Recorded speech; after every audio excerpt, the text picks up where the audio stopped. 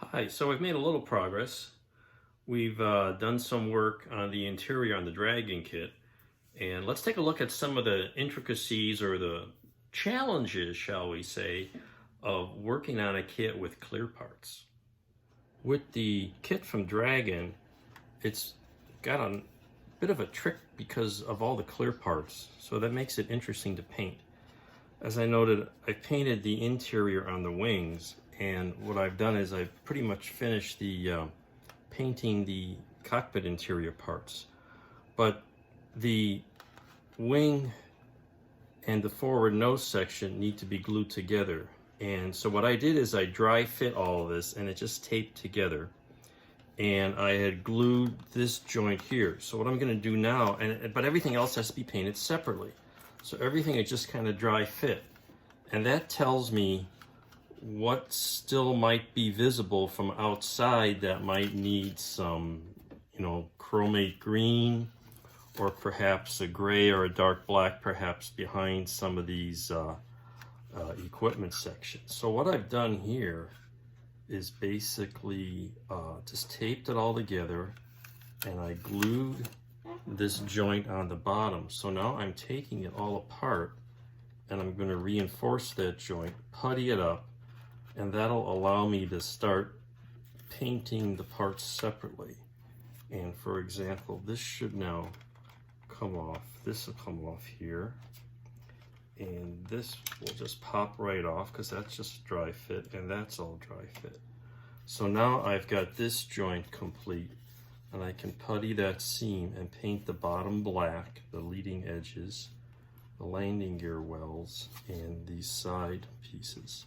And then everything else is clear and unpainted, which saves some trouble. But I then need to verify what's visible here through the clear parts so that I can maybe do a little touch up on the painting. So that's the trick here, and we'll probably fill that seam and reinforce this perhaps with some CA and move on to painting. All right, now I've made some progress since that little segment, and so let's take a look. So here is that bottom base. I've got it painted with chromate, and I puttied this joint and painted this with some primer and some gunship gray, basically, and this will all be covered with decals. I'll need to paint next the leading edges with a metallic color. One thing to note, this is Mission Models chromate, and I didn't use any primer, and it doesn't deal with handling well. I was hoping that Mission Models would paint would adhere a little better on plastic without primer. I've used primer with resin because I know it doesn't stick. Nothing sticks well to resin, but I guess that paint needs primer on everything. I did use primer on the bottom, and it's Vallejo on the bottom. So we've got that much done, and otherwise, this is pretty much ready to go. I did a little touch up here on I got all this assembled for the cockpit area.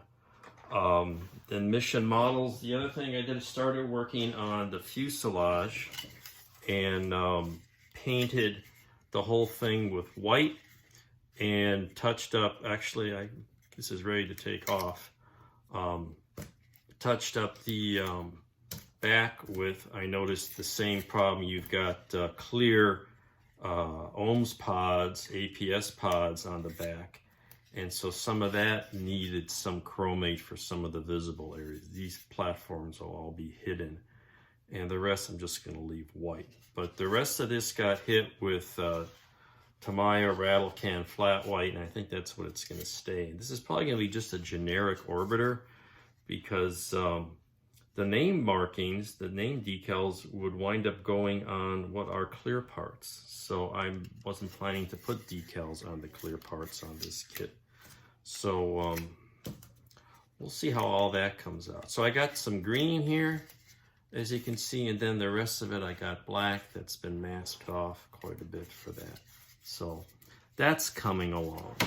So I'll have to do a similar operation on the tail and the flaps.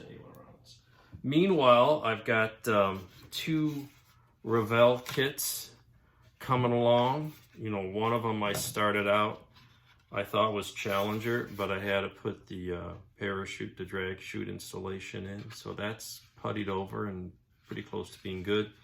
And meanwhile, working on the rest of the seams on that. And so then I started a second kit for Challenger without a drag chute.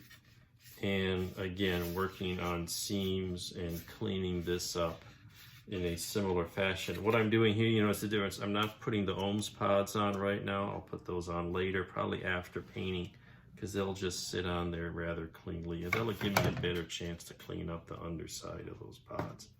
So I still want to do Challenger first because it's going to be simpler. Atlantis is also going to need a hole drilled in here because it's going to be sitting under a mirror that's docked here, and then it's going to go down through a base. So that'll be fun. I haven't even gotten back to looking at how I'm going to do that. So anyway, we got these two orbiters pretty well underway. The Dragon one is probably going to go quickest because it just needs painting separately, and then it paint and decal what little decals there are. Mostly the side fuselage get decals, and then everything else, well, decals on the bottom, some metallic decals, and then you just put it all together after it's painted because you got all those clear parts and you can't even do an overspray. So it's going to be real interesting how that's going to work out. So that's where we are. So stay tuned for another installment soon, and have fun modeling and stay safe out there.